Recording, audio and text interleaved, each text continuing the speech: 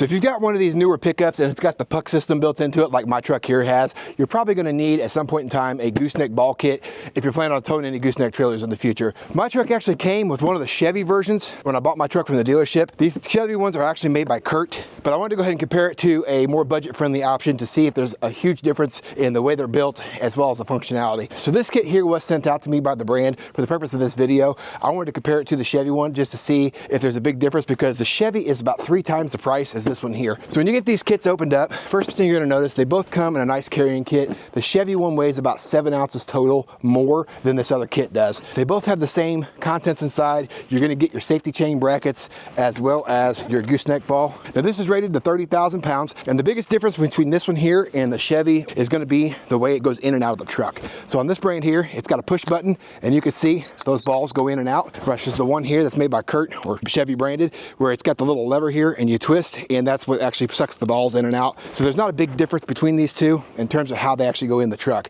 The biggest difference that I found is actually in the brackets. So on this brand here, it's got like a little pull tab here. You can see it pulls that pin out, and this twists in and out much easier than the Chevy CURT branded one, where you have to actually take this little locking pin loose like this, and then you pull that pin out. So like one extra step, not the end of the world, but nonetheless, it's not as convenient. So let's go and hop up in the truck here, and I'll show you real quick just how this kit actually goes in the truck, and then you guys can make a decision which kit might be better for you. So if you've never had one of these gooseneck balls before, or you've never dealt with one of these puck systems, it's pretty easy to do.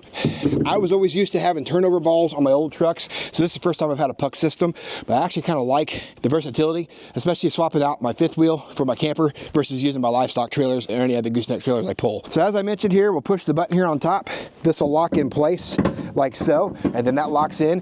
Now I had seen a couple reviews, because I read the reviews myself. I had seen a couple people where they had problems with this popping out going down the road. I don't really know a good way to test that without damaging my own truck. So what I decided to do, nothing super scientific here, but I went ahead and ran the jack up on my livestock trailer, because I wanted to see if that was actually going to be a problem with this thing popping out if I put a good amount of upward force on this ball. And after a couple attempts with my livestock trailer, I couldn't get this thing to actually pop out. It felt like it was pretty well seated in there. So take that for what it's worth. Now the other review I did see on this unit as well had to do with the chrome coating on the ball itself. So far I've got 2 trips and about 50 miles on this ball here, and there's very few blemishes to the finish so far. It's held up pretty good after 50 miles of use.